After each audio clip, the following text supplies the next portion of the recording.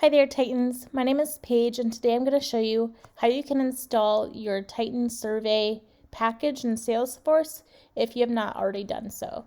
So for this example, I just want to clarify that if you have not, you can go ahead and start building your surveys without installing the package. The moment that you will need to install the package is when you go to preview your survey. If you have not installed the package, it will say so here. It'll say you need to install the package, and then it will even give you the link. But let me show you how you can do it beforehand so that you don't have to, do it whenever you get to this point. So let's just log into our Salesforce organization. And it's really simple to do as an admin for your Salesforce environment. You will go to Setup, and then you will go to the App Store. App Exchange, I'm sorry.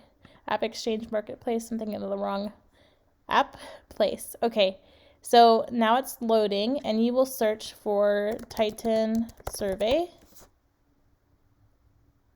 And it is this one right here. So you'll install this package, and I've already installed it, but what you'll do is just click Get It Now, and then you'll open the login screen to log into your App Exchange, and then you'll just go through the steps to install it. Once it's installed, then you should see the app, the Titan Survey app here, which will allow you to see all of your survey data. So we have all of my different surveys, which, I don't really have a lot, but I have my different surveys, analytics for all the times it's been submitted, which I really have not submitted any. And then you can also see the logs of if you sent it out to lots of people, you could see who's responded, etc. That is how you install the Titan Survey package. And once you have this installed, then you will be able to preview and publish your surveys successfully.